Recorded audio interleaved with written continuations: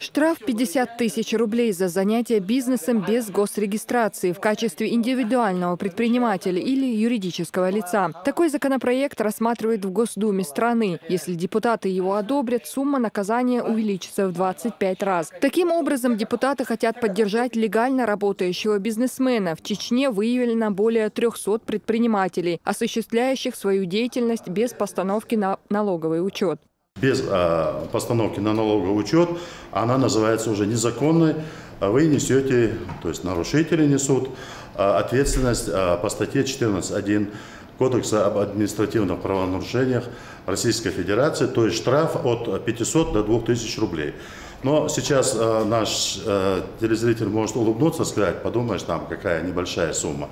Дело в том, что Госдума рассматривает новый проект закона, который, по нашим данным, будет доведена эта сумма штрафа до 50 тысяч рублей.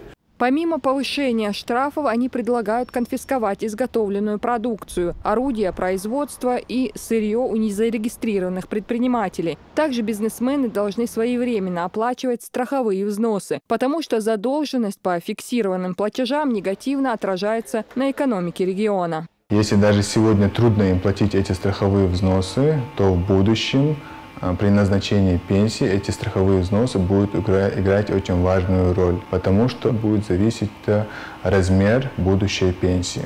В случае неуплаты страховых взносов за каждый день просрочки будет доначисляться пени. 1/300 ставка рефинансирования, 8/25. Это ежедневно будут эти пени начисляться в зависимости от размера недоимки.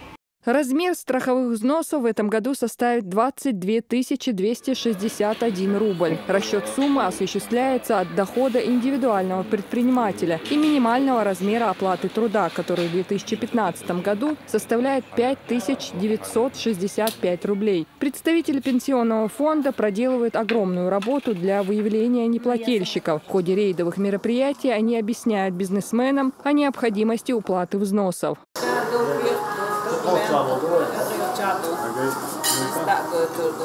Предприниматели должны добросовестно вести бизнес, неукоснительно соблюдая установленные законом требования. Об этом говорят и в прокуратуре республики. Также в условиях непростой экономической ситуации, сложившейся в стране, недопустимо взвинчивание цен на рынке, отмечают в прокуратуре. Луиза Батыжева, Мурад Эльбукаев. Новости.